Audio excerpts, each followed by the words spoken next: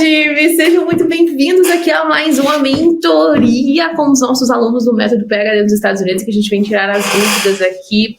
E vocês podem ver de pertinho como é que são essas dúvidas. E hoje eu tô aqui com a Laís. Tudo bem, Laís? Tudo certo! Que bom falar com você, Laís. Antes da gente começar aqui a nossa conversa, preciso saber se você está elegível a participar deste quadro aqui comigo, né? Porque não é qualquer uma, esse quadro é para pessoas VIPs apenas. Laís, você confirma que você é aluna do Método PhD nos Estados Unidos? Confirmadíssimo! Então, você está elegível. Podemos começar a nossa conversa aqui. Como que funciona a nossa conversa, Laís? Eu gosto do método da anamnese, né? Eu gosto do método da anamnese. Eu gosto de ir te perguntando para que eu te conheça mais sobre você. Dessa forma, eu consigo responder muito melhor as suas questões. Ok. Então, começa com eu te perguntando, aí depois vem as suas perguntas. Ou então, vem no meio das minhas perguntas, já vem as suas perguntas. Às vezes eu te pergunto alguma coisa e você fala, bom, justamente essa é uma dúvida que eu tenho, eu não posso responder, porque nem eu não sei. Então, é assim que funciona. Então, você fica à vontade para me interromper, mas eu vou começar a te perguntar algumas coisas. Laís, qual que é a sua área? É psicologia. Psicologia, beleza. Você já é formada? Sim, sou formada fazem uns 4 anos. 4 anos. Você se formou em 2018. Isso. Beleza. Laís, e eu preciso saber o seguinte, por que você tomou a decisão de entrar no Método PhD nos Estados Unidos, né? Como é que foi? O que te fez tomar essa decisão? Qual foi a sua história que te levou até o Método PhD nos Estados Unidos? Tá. Eu diria que foi uma somatória de coisas, assim. Primeiro, na verdade, assim, pensando em mestrado, doutorado, enfim, sempre foi uma coisa muito distante de mim durante a graduação, né? Porque, enfim, eu sempre trabalhei e estudei, então nunca foi algo assim que eu parava para imaginar assim, vou entrar, vou fazer um mestrado, vou seguir carreira acadêmica ou qualquer coisa do tipo, né? E também toda uma questão que vocês falam muito também sobre as formas de ingresso aqui no Brasil, eu já conheci um pouco, e aí aquilo sempre assim, não era uma coisa que me brilhava os olhos, digamos, né? Então, sempre foi uma coisa bem distante. E aí, fiquei sabendo de vocês, comecei a acompanhar. E aí, eu comecei a pensar, não, mas peraí, isso pode ser bem possível. E aí, num país muito melhor. E aí, de repente, aquilo começou enfim, digamos que reacender talvez uma chama. Porque estava bem apagada, eu achava interessante a pesquisa. Mas também nunca fiquei interessada em ingressar exatamente por conta de várias circunstâncias que eu vivia durante a graduação. E aí agora que começou a vir isso, assim, né? Depois que eu comecei a acompanhar vocês um tempo e tal. E aí eu pensei, não, se é pra mim tentar alguma coisa, com certeza não vai ser aqui. Se fosse para ser talvez mais dentro do Brasil, assim, por conta do que eu conheço, né, dos formatos, até para conseguir bolsa, né, bem mais escasso. Então eu com certeza não me brilharia os olhos como me brilharia talvez os Estados Unidos aí, né? Entendi. Então a gente pode falar assim que assim você até tinha um interesse por pesquisa, mas fazer no Brasil não era algo que casava com tudo que você estava vivendo na sua vida. Você trabalhava, por exemplo, né? Sim, sim. E por questões aí de realmente conseguir ingresso, bolsas, né? Então é bem diferente. Inclusive, um dado bem interessante e triste, na verdade, que a universidade onde eu estudei fechou completamente mestrados e doutorados. A sua universidade é aquela Unicinos? Unicinos. Isso. Várias pessoas mandaram pra gente por direct falando que essa universidade tinha simplesmente fechado as portas do programa de pós-graduação. Exato. Foi uma coisa bem chocante, assim. Então, não sei bem tudo o que se passa, né? Tô um pouco distante disso, mas são notícias que chocam, né? Assim, peraí, o que tá acontecendo, né? Até porque é para ser uma universidade bem renomada aqui na região, então é uma boa universidade, né? Foi bem chocante. Com certeza. Assim, o pessoal que estava lá na pós-graduação, imagina, ficaram todos desamparados. Sim. Até onde eu sei quem tá, né? Conversei com uma antiga colega minha, até onde eu sei, quem termina, né, seus mestrados, doutorados, vão poder terminar, enfim. Mas, assim, fecharam completamente para qualquer outra possibilidade futura, sem previsões, assim. Vários professores foram demitidos e, enfim. A situação está caminhando para cada vez... Esse tipo de notícia vai ser cada vez mais frequente, infelizmente, no Brasil. Laís, tá. Então, entendi quais os seus motivos aí, quais as suas motivações para ir buscar um mestrado ou um doutorado nos Estados Unidos e não querer ficar no Brasil. Você se formou em psicologia em 2018. Desde então você trabalha ou desde antes você trabalha? Como que é? Tu diz na área, sim, desde então, Desde 2018 você trabalha como psicóloga clínica. Isso, não, me formei, logo comecei a atuar numa clínica onde eu fiz o meu estágio profissional. Eu diria que eu tenho hoje, em média, 5 anos de experiência muito forte com atendimento clínico, né? Eu acho que esse é o meu ponto super forte, assim, nesse sentido, né? Eu me formei, já comecei a atuar e tenho uma boa bagagem de bastante atendimento clínico, assim, né? E você tem alguma especialização, não especialização, mas assim, alguma especialidade clínica? Várias, tem pessoas especializadas em logoterapia, em terapia cognitivo-comportamental. Você tem algum nicho, assim, que você...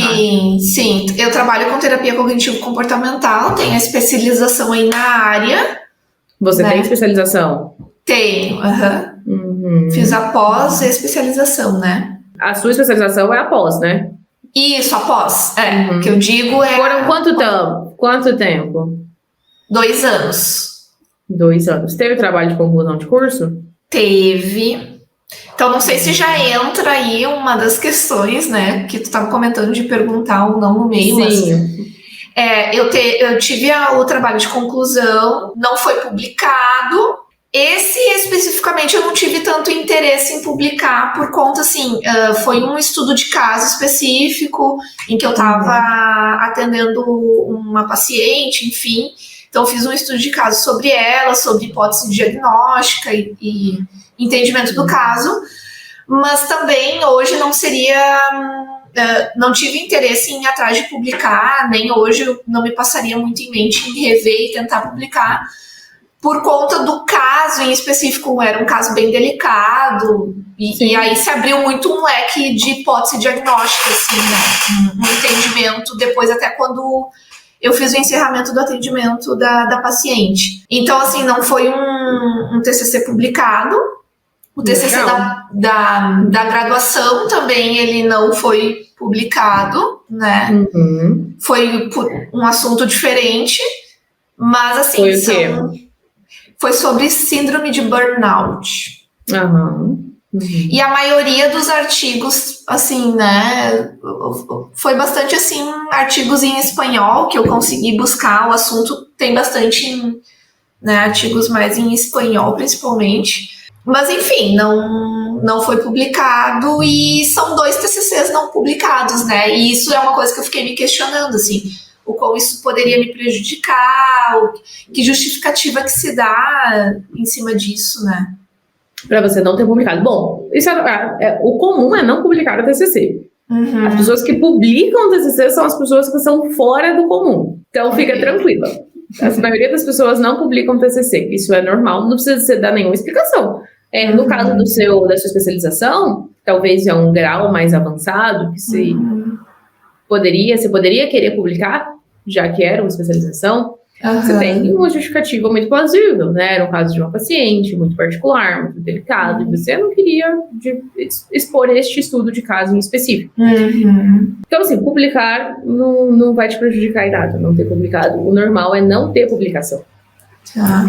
Agora, você ter essas 2 experiências, são super relevantes. São experiências extremamente relevantes. Você falou que você fez seu estudo da síndrome do burnout. Isso. Ali durante o seu TCC, um assunto super interessante, super em alta, e conta como pesquisa científica, assim como o seu estudo de caso na sua especialização também conta como pesquisa científica. Então, você já tem 2 experiências científicas aí para colocar no seu currículo. Orientador, com título, Sim. tudo certinho. Então, assim, você já tá super legal. No topo disso, você ainda tem ali 5 anos de atendimento clínico. Ou seja, e veja bem, você pegou lá do seu... Eu imagino que você pegou da sua especialização ali, o seu estudo de caso, era de uma paciente sua. Isso.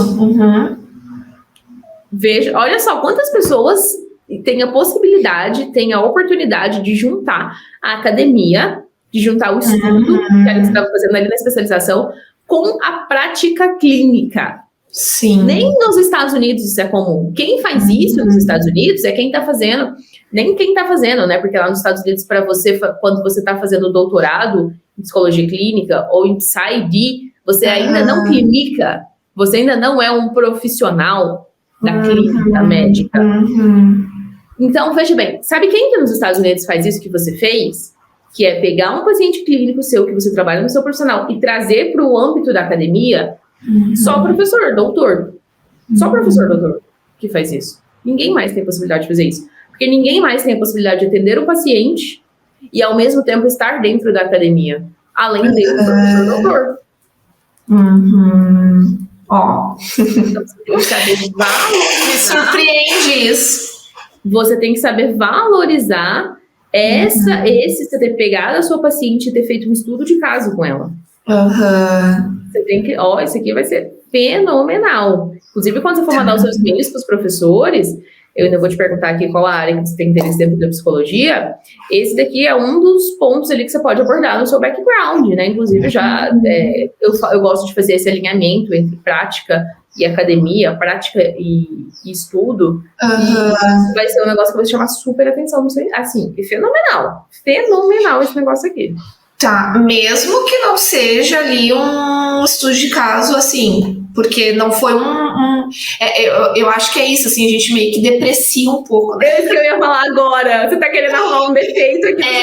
Exato. Eu vejo os defeitos, né? De tipo, foi um estudo de caso, ok, fiz um estudo de caso. Depois, o entendimento que eu fiz foi que talvez o diagnóstico não correria bem dentro do estudo de caso que foi feito, né, avaliando bem, fazendo estudo em cima disso, e aí meio que parece que, não casa, né, na minha cabeça meio que vem isso, não casa, porque daí depois, enfim. Mas como é que foi? Me conta essa história. Você fez um estudo de caso e você deu a probabilidade de diagnósticos? Eu estava tentando investigar um diagnóstico, né, com base no histórico da paciente, e aí até... na escrita ali do TCC foi feito o entendimento, buscado dados, assim, revisão bibliográfica e tudo mais. Legal. Enfim, foi bem interessante o TCC ali, né? Mas depois, na continuidade do tratamento e no encerramento do tratamento, ficou assim não, eu acho que talvez não era bem por aí dentro da minha hipótese. Mas olha isso daqui, olha isso que legal. Quando você fez a TCC, você tinha um conjunto de informação, um conjunto de dados, X. Isso. Baseado no conjunto de dados X, você traçou um possível diagnóstico. Quando lá no final, que realmente você fechou o caso da paciente e ou deu alta para ela, ou ela parou de fazer o tratamento, você tinha um outro conjunto de dados. Não era o mesmo conjunto de dados do TCC. Sim.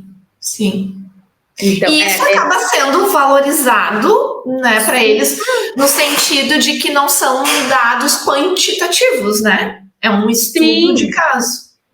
Qualitativo, é dado qualitativo. E na psicologia, vocês fazem muito isso, dado qualitativo. E assim, eu entendo a sua preocupação, mas você tem que realmente narrar essa história do jeito que é, porque do jeito que é, ela faz sentido. Utilizando o conjunto de dados X, que era o que eu tinha de informação da paciente daquele momento, eu tracei os diagnósticos possíveis X, Y, Z. No entanto, no decorrer aí do nosso tratamento, a gente teve mais 10 sessões, a gente teve mais 8 sessões. No decorrer dessas mais 10 sessões, acontece que eu estudei mais, eu sou uma profissional que estuda mais. Acontece que eu estudei mais e vi que, de acordo com as novas informações, o novo conjunto de dados que eu tinha daquela paciente, aquele diagnóstico primário, baseado nas informações iniciais que eu tinha, já não caberia aquela paciente. Nossa, e olha, eu tô me segurando para não gritar aqui, porque isso é fenomenal, esse tipo de... se você conseguir, e aí a gente vai te ajudar, claro que a gente vai ajudar nessa parte, né?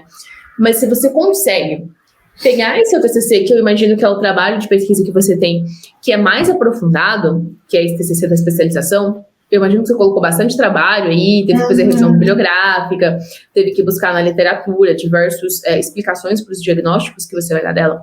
E a gente vai te ajudar com isso, não se preocupa. A gente vai ter até uma imersão de solo. E olha que é um diagnóstico bem inovador aí, parando para pensar assim, é pouco estudado e eu fui, porque é uma paciente muito particular. Agora eu tô parando para pensar. É bem peculiar o caso dela. Muito isso peculiar. É super interessante. Isso é super interessante você colocar no seu SOP, porque o que é uma das coisas que eles super valorizam, que a gente aqui no Brasil não valoriza? É justamente essa visão diferente que a gente traz do Brasil, né? De outra cultura, principalmente para as áreas das humanidades, principalmente para as áreas psicologia, sociologia, filosofia, o pessoal da political science também, eles adoram essa visão que a gente tem assim, do Brasil, do political science, do public policy. Então, você trazer essa peculiaridade, que é um caso super peculiar, que você teve a oportunidade de trabalhar com essa pessoa e teve a oportunidade de aprofundar no caso dela. Isso é super legal. Então, o que você vai fazer? Como essa é uma experiência de pesquisa que você tem super legal, a gente vai explorar bastante experiência de pesquisa no SOP. Tá. A gente quer mostrar para as pessoas ali, para o seu comitê de admissão, cara, que você tem interesse em pesquisa, né? As minhas experiências de pesquisa são essas e eu tenho interesse em pesquisa. Tenho interesse em continuar a minha vida na pesquisa, tanto é que eu estou fazendo um mestrado ou um doutorado aqui. Doutorado. A gente vai te ajudar. Você contar este caso deste ponto de vista, dessa narrativa, bem científica. Seus dados, eles são qualitativos. Então, ali, eles já têm uma narrativa intrínseca deles. A gente precisa colocar a nossa visão da ciência. A gente precisa colocar mais a narrativa da ciência ali. Você já fez o seu estudo de caso, você tem os dados ali que você tinha naquele momento, você tem o diagnóstico, você fez, que você falou, inclusive, foi um diagnóstico inovador. E do ponto de vista científico, o que aconteceu a partir dali? Porque a ciência é justamente isso, a ciência não é preto no branco, a ciência, ela tá sempre evoluindo. E você já mostrou, né, só nessa pequena experiência que você tá mostrando aí, você já mostrou que você tem essa capacidade. Que você não, que não é a ciência que dita a realidade. Olha isso. Não, a ciência, ela não dita a realidade. Porque se a ciência, ela ditasse a realidade, você ia falar assim, bom, o meu diagnóstico é esse, e essa paciente vai ser alta com esse diagnóstico.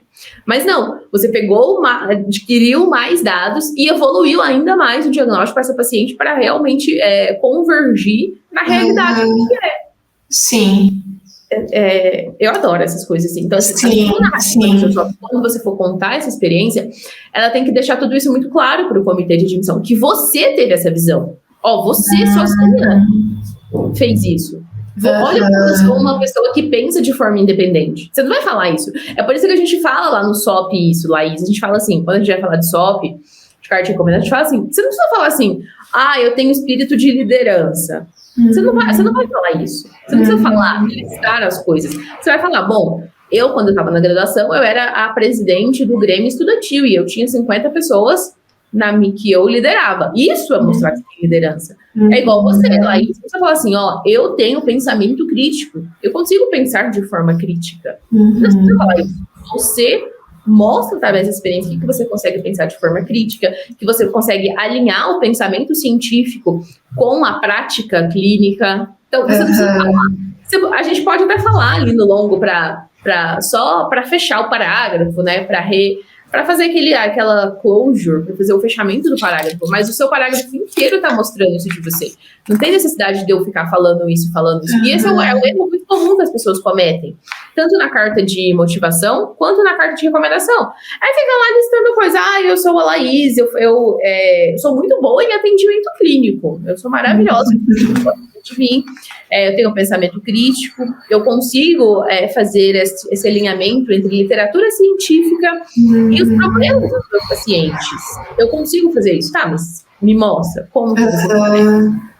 Então, todas essas qualidades você tem. Super legal, pode falar. Tá, agora que tu fala da questão, né? Tenho experiência aí, enfim, consigo fazer tão bem as coisas. Tem uma questão que eu fico em dúvida, como que eu coloco isso, se eu posso colocar isso, se isso beneficiaria ou não. Mas, assim, eu tenho várias opiniões públicas, assim, sobre o meu trabalho de pacientes que passaram por mim. Né, assim, aquelas opiniões assim, tipo Google, né, tem um site específico que tem pacientes que colocaram lá, consulta com a Laís, XY, né, e são opiniões bastante positivas, assim, né, bem, enfim, que me deixam bastante contente de já ter recebido. Eu não sei até que pontos falar disso, de algum modo, poderia contribuir ou não. Daí a gente vai ter que voltar. Deixa eu anotar a sua pergunta aqui. Falar. Tá. A gente vai ter que voltar, porque aí eu preciso entender outra coisa para saber se isso vai contribuir ou não com o que você quer no geral. Me fala aqui, Laís, durante seu curso de psicologia, além de... Você fez estágio, imagino, né? Isso. Uhum. Quanto que você fez de estágio? Olha, eu fiz uns estágios, assim, que foram bastante aleatórios, né? Mas aleatórios eu digo no sentido de o foco de cada um deles. Um deles, né, que foi o estágio básico, que era mais de observação, enfim, e colocar em prática algum tipo de intervenção, foi feito numa associação de lesados medulares, né? Aqui em Novo Hamburgo, né? Pessoas com lesão na medula, enfim, né? Ou algumas outras deficiências aí. Então, foi feito um estágio básico aí, foi um estágio de 1 ano. Aí, fiz mais um estágio de 1 ano também, eu acho que chegou a dar 1 ano, teria que confirmar direitinho, mas foi numa parte mais carente da cidade onde eu moro. É um projeto da prefeitura, na verdade, que atende crianças e famílias, que eles chamam de PIM. Então, atende crianças e famílias aí em situação de mais vulnerabilidade. Então, eu fiz um estágio aí nessa área. E depois o meu estágio profissional foi praticamente só dentro da TCC, que é a terapia cognitivo-comportamental, né? Foi depois onde eu fiquei, que foi dentro de uma clínica que trabalhava só dentro dessa abordagem, e eu aprofundei bastante experiência com atendimento clínico, né? E quanto tempo foi nessa clínica? 1 ano e meio de estágio. De estágio, legal. E Laís, teve algum estudo clínico que você fez, foi para congresso, publicou em congresso? Não. Só foi, você fez durante a sua psicologia, você fez basicamente estágio. Isso. Entendi. E me fala aqui, Laís, qual que é o seu interesse? É mestrado, é doutorado? Qual área da psicologia? Você sabe que a psicologia ela tem aquelas divisões, ela dividia em cognição, ou então desenvolvimento, organizacional, aquela parte de... tem a parte clínica, tem a parte social. Qual que é mestrado, é PhD, e qual dessas partes te interessa mais? Então, até essa é uma dúvida sobre tentar apenas o mestrado ou direto PhD, no meu caso. Eu ainda fico pensando que buscar um mestrado talvez ainda seria melhor, mas não sei, né? Tô pensando aí por conta da dimensão de um PhD, por eu não ter artigo publicado, por essas coisas todas, né? Que são os receios, né? Mas, a princípio, inicialmente, a ideia seria mestrado. E eu tenho interesse bastante ainda em pensar na área clínica e juntar a clínica, o atendimento com a pesquisa, enfim. Até tenho alguns interesses específicos, se fosse continuar na área clínica dentro da perspectiva da psicologia mais cognitiva, né? Mas eu tenho alguns interesses específicos que eu não sei até que ponto, talvez eu ainda tenho bastante a buscar e pesquisar, mas que eu me interesso bastante em assuntos envolvendo a nutrição com a saúde mental junto, né? Entendi. Então, eu não sei se eu teria a possibilidade de juntar isso de algum modo, né? Talvez eu tivesse que fazer ainda primeiro uma pesquisa, ver os programas que existem bem direitinho, né? Mas também é um assunto do meu interesse. Nutrição e saúde mental. E você gosta da parte clínica e você gosta da parte de... Você gosta da parte de cognitivo, eu imagino. Isso, exato. Que tem toda a parte de...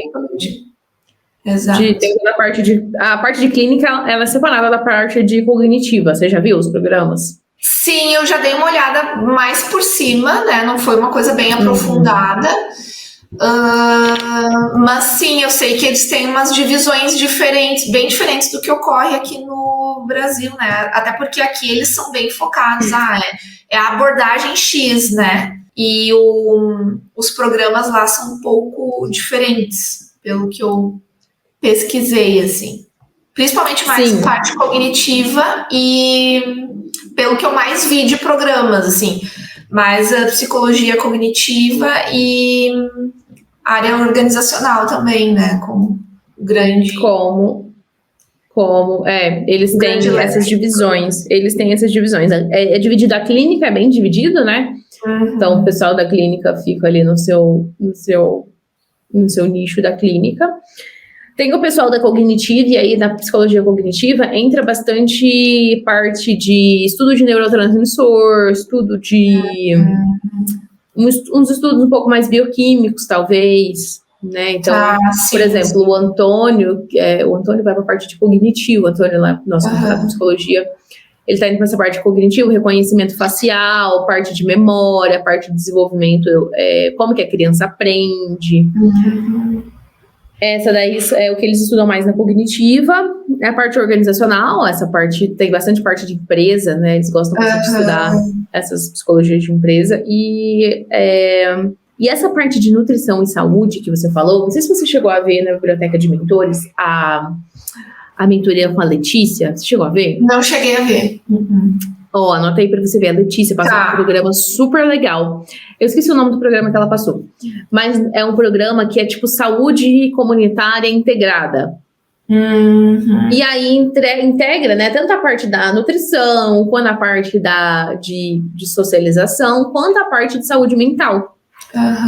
Tanto é que a Letícia, ela é nutricionista, mas ela gosta, o foco dela, ela gosta, né, ela tem interesse de pesquisa, ela tá indo para os Estados Unidos agora, ela gosta dessa parte de nutrição comportamental.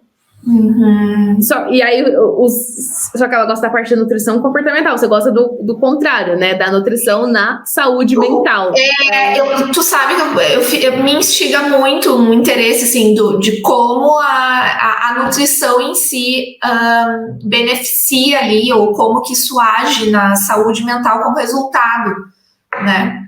E até onde eu sei, tem muito pouco estudo exatamente tentando entender bem isso. Tem muito da questão nutrição comportamento, né? Comportamento alimentar e dentre um leque dentro disso. Mas, enfim, me instiga muito esse entendimento, assim, dos efeitos da nutrição mesmo como resultado da saúde mental, assim, do indivíduo. Então...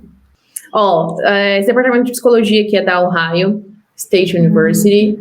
E aí eu entrei aqui na parte de Prospective Students pra gente ver aqui quais são as divisões do departamento. A GRE já não precisa, né? Então, provavelmente, o pessoal da psicologia, eles não gostam muito de pedir GRE. Então, provavelmente, você não vai precisar de GRE. GRE não precisa. Como que é dividido aqui? Tá vendo? Aqui é o departamento de psicologia. E aí, eles têm as divisões deles. Neuroscience comportamental. Isso daqui eu imagino que não é muito a sua praia. Porque é muito neuroscience.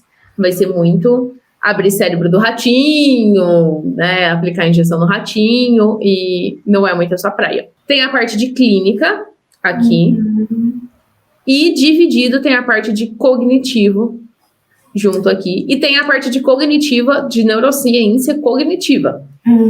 Por quê?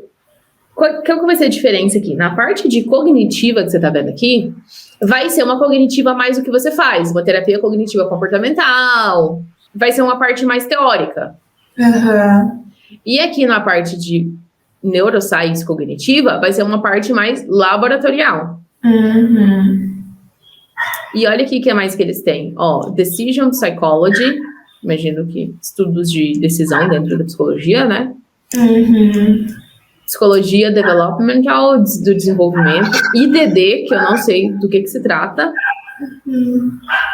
Social, e tem o pessoal do quê? Dos números, né? Da quantitativa. Então, o que você tem que começar a fazer, Laís? Isso é muito importante. Você já começou a pegar, por exemplo, aqui, pegar os professores aqui dessa parte de cognitiva, abrir cada um e ler qual que é a pesquisa de cada um deles?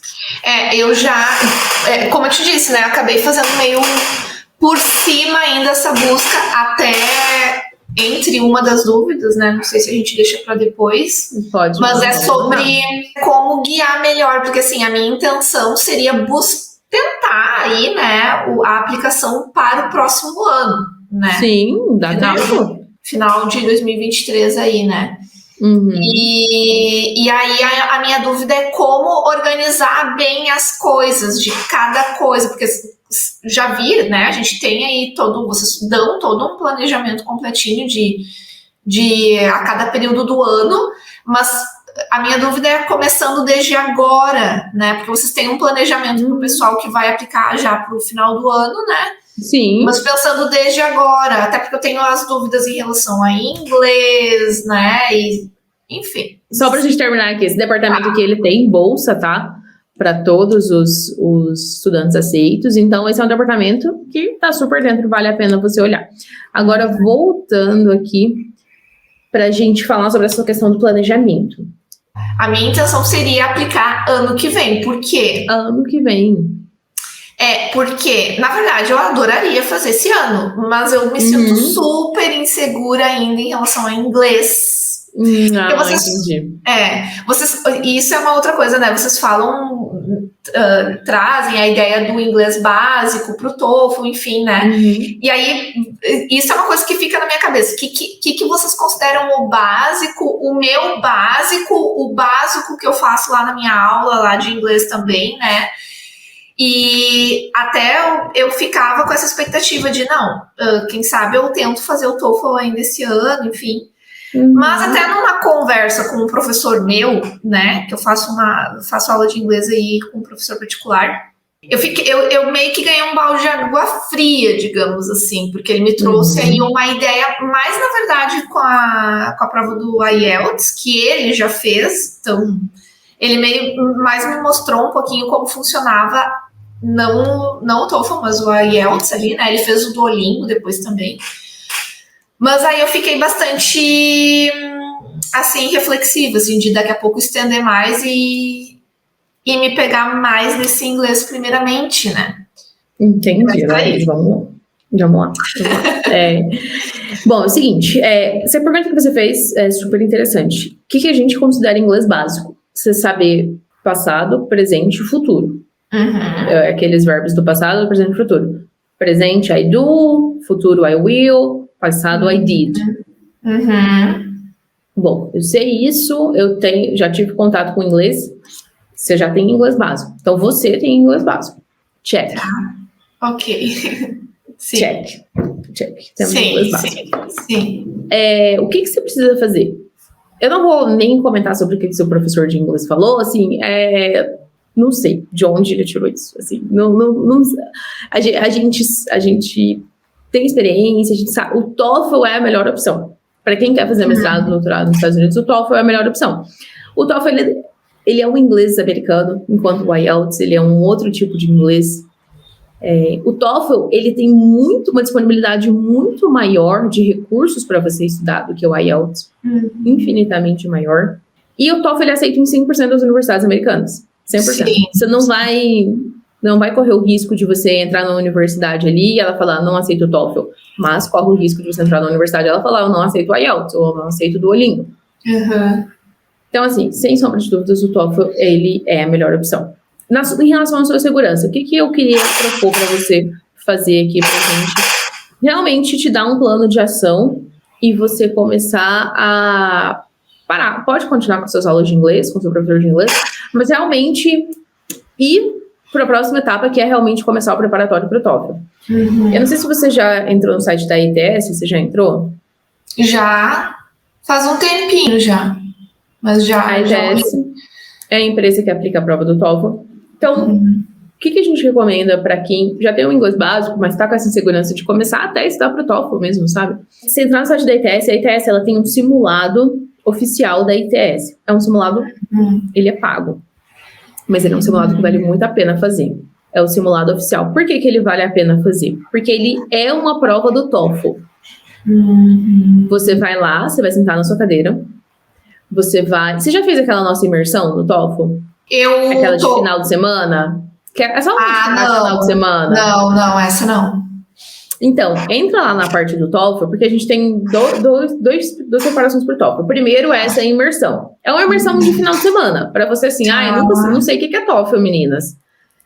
Não sei nem o que tem dentro do TOEFL. Bom, você vai lá e faz essa imersão de final de semana, você maratona aí no final de semana, e você vai ficar familiarizado com o que é a prova do TOEFL. Tá. Feito essa imersão, vai partir para fazer esse simulado da ITS, porque o simulado da ITS é como se fosse a prova do TOEFL, como se você fosse sentar na sua cadeira, você vai ficar 4h30 fazendo esse simulado. Tá. Feito esse simulado, você vai ter a sua nota inicial, a sua nota de partida. Eu vou te falar que quem tem inglês básico e quem não tem familiaridade com a prova do TOEFL, igual você que tem inglês básico e vai fazer a prova no final de semana, geralmente tira em torno de 55 a 60. Essa é a nota que você vai tirar. 55 a 60. Então, esse é o caminho que eu tô te recomendando. Vai lá, faz a nossa imersão de final de semana. Vai lá e faz o simulado pago da ITS, que é igualzinho à nota do TOEFL. E eles te dão uma nota equivalente à nota do TOEFL. Então, é como se hoje a Laís decidisse fazer o TOEFL. Só que aí você vai ver que a sua nota vai ser baixa. Vai ser em torno de 55, 60. Por quê? Porque você não se preparou ainda de acordo com a nota do TOEFL. Você tirou essa nota de 55 a 60, Laís, você tá apta a ir começar a fazer os cronogramas da escola do TOEFL. Aí você tá apta. E por que eu quero que você faça? Porque essa é a nota que as pessoas tiram. E essa é a nota que você vai tirar. E aí você vai ver, bom, então eu tô realmente igual todo mundo. Inglês básico e preciso agora me preparar para fazer a prova. Saber como são as questões da prova, saber o que eu vou fazer no dia que eu chegar da prova, ali, na hora que eu chegar, eu sento, o que eu faço primeiro, eu leio a questão, eu não leio a questão. Você saber que você está dentro dessa faixa aqui dos 55 a 60 vai te ajudar com essa sua insegurança aí de começar a estudar para o TOEFL. E você vai ver que assim, que as pessoas tiveram resultado começando assim como você, que você se preparando também vai conseguir. Então, é esse o meu caminho para que você comece. Para que você não fique... Porque assim, eu vou melhorar o meu inglês, é um negócio muito abstrato. As pessoas se perdem muito aí. Agora, eu tenho uma nota de 55 pontos, eu preciso chegar no 79, aí é uma coisa mais tangível. Sim. E aí sim começa a sua jornada, começa a sua preparação. Então, eu recomendo fortemente que você comece a se preparar. Ficar estudando inglês é tiro no pé. A gente já teve aluno bom, que tinha inglês, não era básico, era um inglês avançado, e a pessoa deixou de aplicar porque ficou, eu preciso, sei lá, preciso relembrar o meu inglês, que ele tá enferrujado, e ficou. Aí passou metade do ano, aí passou mais um ano, e não saiu do lugar.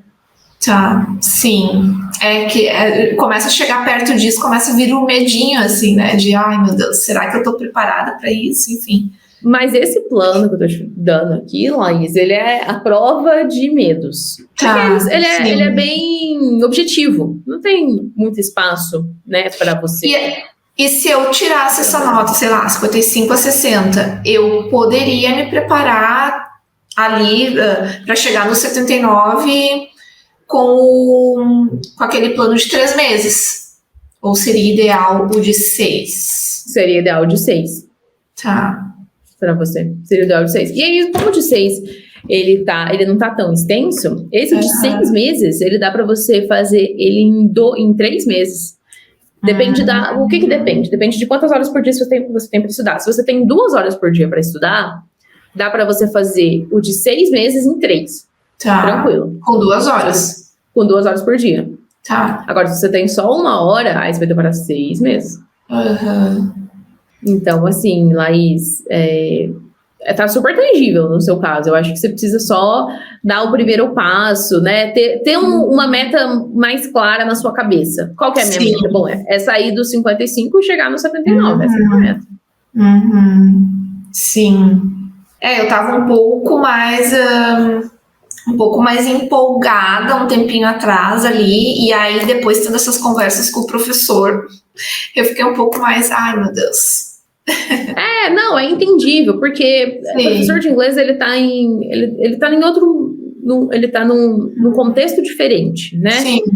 Ele tá em outro contexto, ele não tá o nosso contexto aqui, eu preciso dessa nota, e é isso.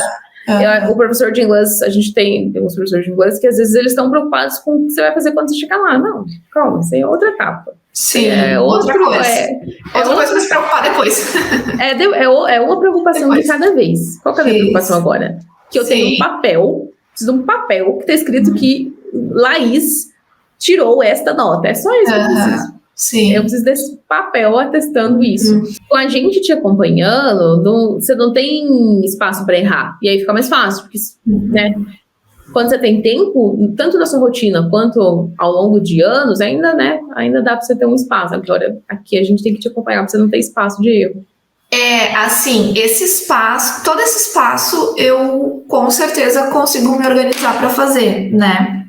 Mas assim, eu acho que o que fica, e é uma coisa que ocorre, assim, né? O que fica são essas mensagens outras, né? Por exemplo, te ouvindo dá super aquele gás de confiança, né? Não, então dá. Aí eu vou lá pra minha aula, no caso, de inglês. Então nós vamos fazer o seguinte. Exato, claro, isso. Eu entendi. Aí vem isso. Laís, presta atenção. Laís não pode. Você vai seguir o que eu te falo. Tá. E a Kelly vai te acompanhar toda semana. Toda semana eu vou pedir pra Kelly te mandar uma mensagem ali no direct pra te perguntar, Laís, como é que tá os estudos do cronograma do TOEFL? Quem que tem intensidade? Como é que tá os estudos do cronograma do TOEFL? Como é que tá os estudos do cronograma do TOEFL? Dependendo do seu feedback, a gente vai te dando estratégias. Vamos te dar estratégia. Ai, meninas, nossa, tô com muita dificuldade na parte da leitura. Eu vou fazer as questões de leitura. E, nossa, tem 20 questões, eu erro 18. O que eu faço? Tá, então aí você tá com um problema. Vamos te dar uma estratégia pra você superar aquele problema. E a gente vai te acompanhar por semana. Porque realmente, é o que você falou. A gente tá aqui, na hora que a gente ouve, a gente fica motivado. Mas a motivação, a gente não trabalha com motivação, né? A gente não pode trabalhar com motivação, você sabe disso. Sim. A gente trabalha com seguir o plano. Seguir o plano é a coisa mais efetiva que existe no mundo. É seguir o plano. Então, a gente tem um plano, eu e você aqui. O seu plano tá anotado aqui pra mim. Você vai fazer essa imersão esse final de semana. Semana que vem você vai fazer o simulado da ITS. E a partir disso, você vai começar no cronograma de 6 meses. Seguir o plano sem deixar nenhum tipo de pensamento te atrapalhar a executar o plano. Executar o plano é a prova de falhas. Laís, se você tiver até mais horas por dia, dá pra você fazer em menos tempo, tá? Se você tiver mais horas por dia, dá pra você fazer em 2 meses, por exemplo, de 6 meses. Só que você tem que ter 3 horas por dia. Entendeu? Pois é, mas aí no meio, eu acho que é isso que talvez me preocupa, né? Como organizar tudo. Se, por exemplo, eu sigo, né? Porque se eu me comprometo com uma coisa, eu vou lá e faço. Mas aí sigo lá, faço o cronograma, enfim. Mas aí no meio disso ficou eu pensando, tem e-mail para professor, tem que fazer a carta X, tem que pedir as cartas de recomendação, o currículo, E aí eu acho que é no meio disso, assim, até escrever e-mail para professor, mandando. Eu acho que é nesse sentido que eu fico pensando, será que dá dentro desse tempo mesmo? É claro que depende de quantas horas por dia você tem disponível. Mas, vamos colocar que a gente coloca que você vai estudar. Você consegue 2 ou 3 horas por dia de TOEFL? Nesse momento, eu posso te dar certeza que 2 horas eu consigo, dependendo dos dias, até mais. É que tem dias que são mais livres para mim, outros que são mais corridos, né? Então eu teria que me organizar. Tem dias que são mais cheios, outros mais livres, né? Então, dependendo do dia, eu tenho mais, dependendo do dia, eu tenho menos. Entendi. Tá, vamos colocar 2 horas por dia, e aí no final de semana você vai dar Você vai colocar 3 horas por dia. 3 horas por dia no final de semana.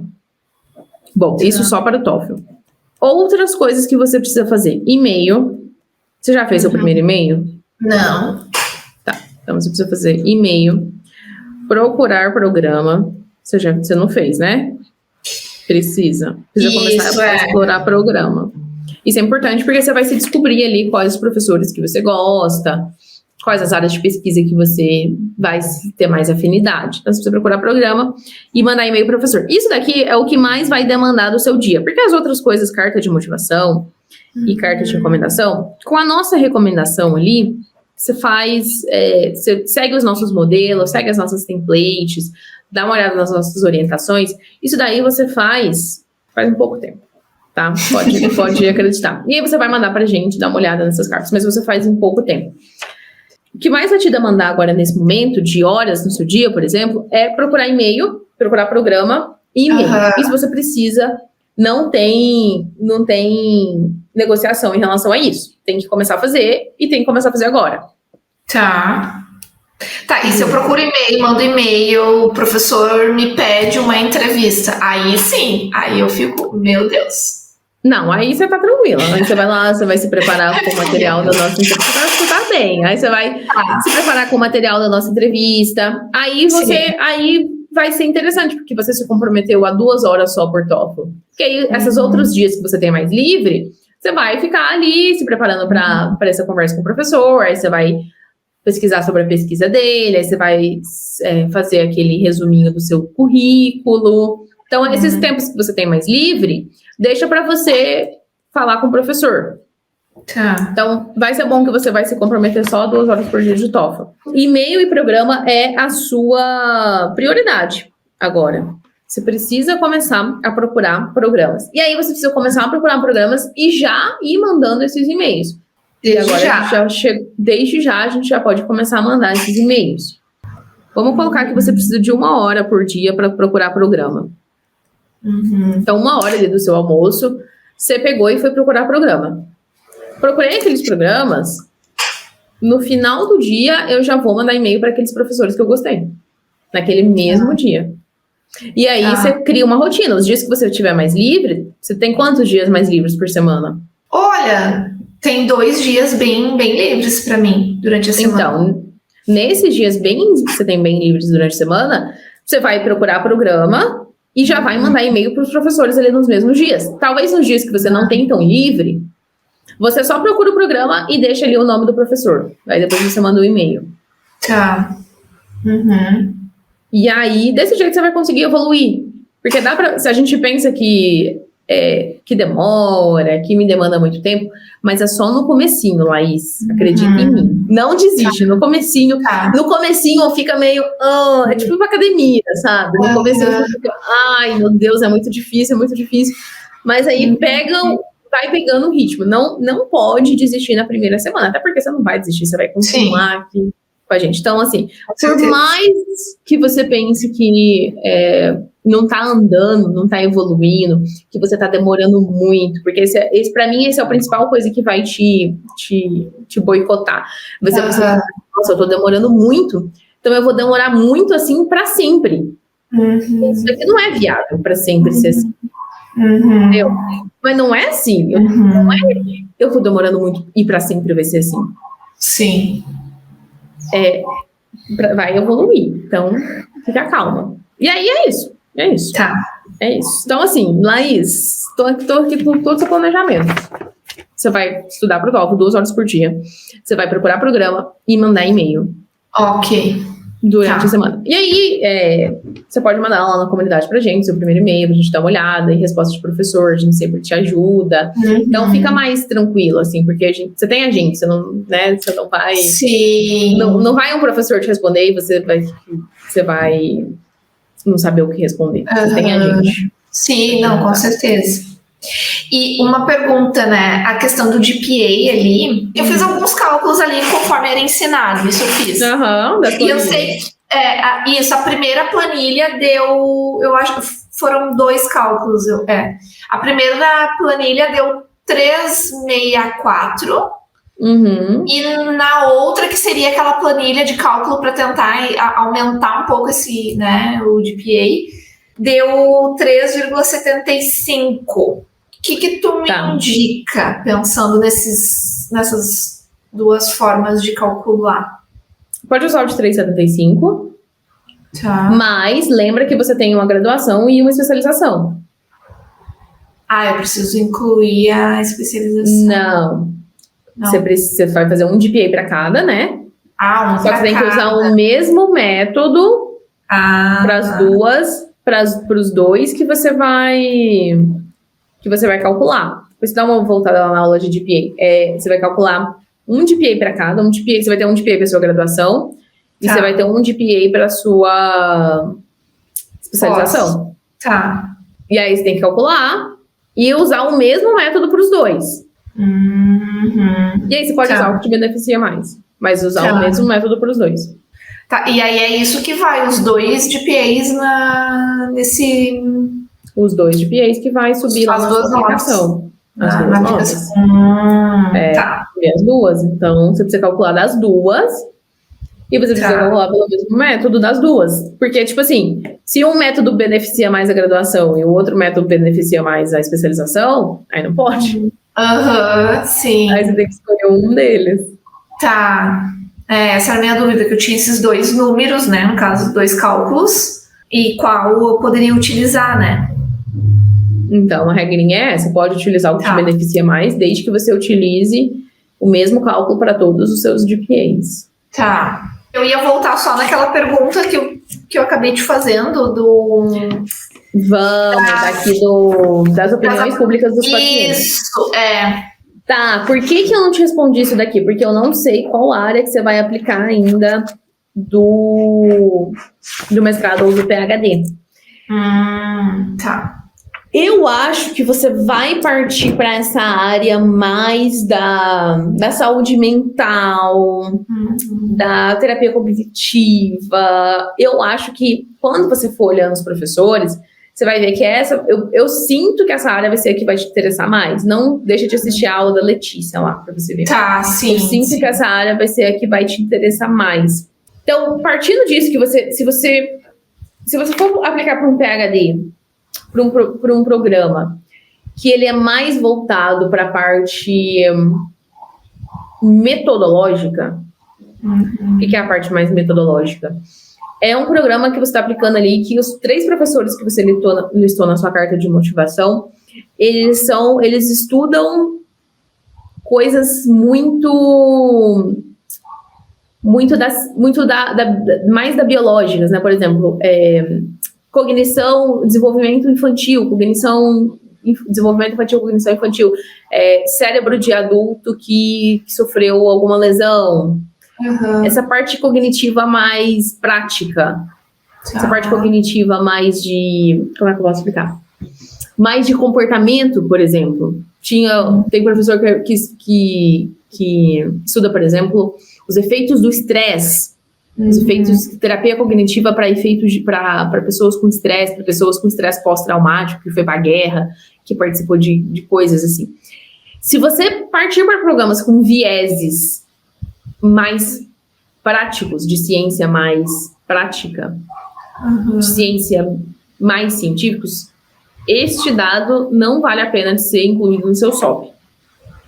Quando você for aplicar para programas com vieses mais saúde mental, saúde integrativa, saúde da comunidade, para esses programas que têm um viés um pouquinho mais pouquinho mais da integração do ser humano, do paciente como um todo. Você entende? Existem programas que são mais segmentados. Eu acho que é essa palavra que eu quero usar. Existem programas que são mais segmentados, que são mais especializados. Tem uma especialização ali bem pequenininha. E existem programas que são mais integrativos. São mais comunidade, o ser, o paciente, né? A saúde mental como um todo. Nesses programas vale a pena você mencionar que os seus pacientes, suas opiniões públicas são sempre positivas, mas vale a pena você mencionar de uma visão do número, por exemplo. 100% das opiniões públicas dos meus pacientes são positivas. 100%. Você mencionar dados, né? Nesse site aqui, você fala lá, nesse site brasileiro que coleta feedbacks da psicologia, nesse site aqui, meus feedbacks são positivos. Ou 100% dos pacientes que passaram comigo apresentaram melhora em XYZ. Então, trazer uma coisa mais de números, né? Você falar assim, as opiniões públicas dos meus pacientes sobre mim são positivas. É muito abstrato. Claro, sim, quanto assim? Mas é 100% dos meus pacientes. Não, então, tudo bem. Aí são 5 anos de prática clínica e 100% dos meus pacientes têm um feedback positivo. Aí já é um outro número. Então depende para colocar esse dado. Sim, você pode colocar lá assim, lá na comunidade. Meninas, vou aplicar para esses 10 programas aqui. Quais desses programas eu devo citar no meu SOP, essa questão dos feedbacks dos meus pacientes? E a gente pode te falar, eu consigo te falar. Eu consigo olhar para o programa e eu consigo te falar onde que esse dado cabe e onde que esse dado não cabe. Então é isso. Então vai depender do programa. Aí a gente vai ficar dependendo do seu programa. Sim. Mas é mais por aí mesmo, né? Principalmente receio maior é TOEFL, né? Eu acho que depois que passar isso, aí né? Não, com certeza, mas isso vai passar, Laís. Só que você precisa fazer as outras coisas ao mesmo tempo e fazer o TOEFL junto. Porque o TOEFL, você vai alcançar essa nota, isso é inevitável. O plano é seguir o plano. Você vai alcançar essa nota e a gente precisa estar preparado para quando você alcançar essa nota, você já ter o que fazer nos próximos passos. Sim. Adorei falar com você. Eu também. Muito obrigada pela disponibilidade, pela atenção, pelas dúvidas tiradas, né? A gente vai conversando então lá. A gente vai se falando. Beijo, daí. Beijão. Até mais. Tchau.